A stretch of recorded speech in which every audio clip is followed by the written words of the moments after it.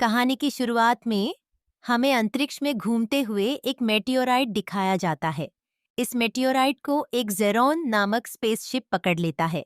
Jeroen के वैज्ञानिक इस मेटियोराइट पर रिसर्च शुरू करते हैं और पता चलता है कि इसके अंदर एक अजीब फेसहगर एलियन है।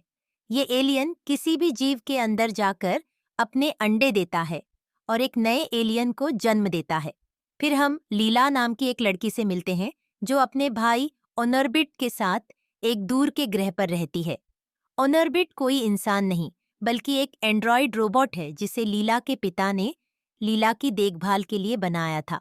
लीला अपने ग्रह को छोड़कर किसी दूसरे ग्रह पर जाना चाहती है क्योंकि वहां से सूरज दिखाई नहीं देता और वह सूरज देखना चाहती है। दूसरे ग्रह जाने के लिए उन्हें एक टिकट चाहिए जिसे प्राप्त करने के लिए उन्हें 12,000 घंटे काम करने होंगे। लीला और ऑर्बिट मिलकर 12,000 घंटे का काम पूरा करते हैं ताकि वे एक टिकट प्राप्त कर सकें, लेकिन नियम बदल गए हैं और अब उन्हें 24,000 घंटे काम करना होगा। लीला निराश हो जाती है, लेकिन वह हार नहीं मानती। फिर एक दिन लीला को एक पुराना स्पेसशिप मिलता है जो उन्हें बिना टिकट के भी किसी दूसरे ग्रह पर ले जा सकता है। समस्या यह है कि उन्हें स्पेसशिप के सभी चैम्बर्स को खोलने के लिए एक रोबोट की जरूरत होती है। लीला और उसके दोस्त ऑर्बिट की मदद लेते हैं और सब लोग मिलकर स्पेसशिप में सवार होते हैं और अंतरिक्ष की ओर निकल जाते हैं।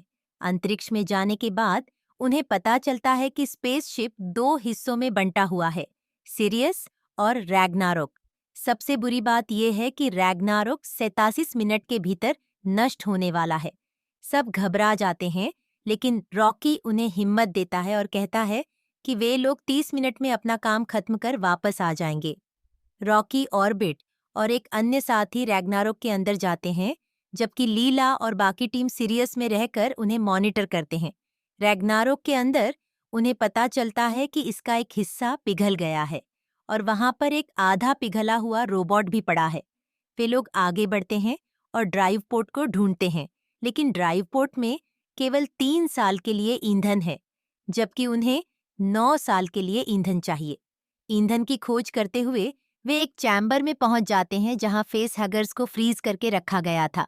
यह फेस हगर्स इंसानों के मुंह के साथ चिपक जाते हैं। यह देखकर सभी डर जाते हैं और बाहर निकलने की कोशिश करते हैं, लेकिन चैम्बर का दरवाजा बंद हो चुका है और तापमान बढ़ने लगा है। ऑनरबिट के पास स्पेसशिप के सुरक्षा कोड्स नहीं है, इसलिए वह दरवाजा नहीं खोल पाता। लीला और बाकी साथी मिलकर चैम्बर का तापमान इंसानों के तापमान के बराबर कर देते हैं ताकि फेसहगर्स यह न समझें कि वहां इंसान है। इस तरह वे चुपचाप आगे बढ़ जाते हैं। दूसरी तरफ सीरियस में एक लड़की का सामना एक एलियन से हो जाता है। वह अपनी जान बचाने के लिए चैम्बर के दरवाजे की तरफ भागती है, लेकिन दरवाजा बंद था। ऑनर्बिट उसे बचाने के लिए दरवाजा खोलता नहीं क्योंकि उसका मकसद अब स्पेसशिप की सुरक्षा करना है। लीला ऑनर्बिट को थप्पड़ मारती है और कहती है कि वह बदल गया है, लेकिन ऑनर्बिट उसकी बात नहीं सुनता। अंत में लीला और बाकी बचे साथी एलियंस से लड़ते हैं और स्पेसशिप की आर्टिफिशियल ग्रेविटी को खत्म कर देते हैं। एलियंस हवा में तैरने लगते हैं और लीला अपना वेपन उठाकर एलियंस पर हमला करना शुरू कर देती है।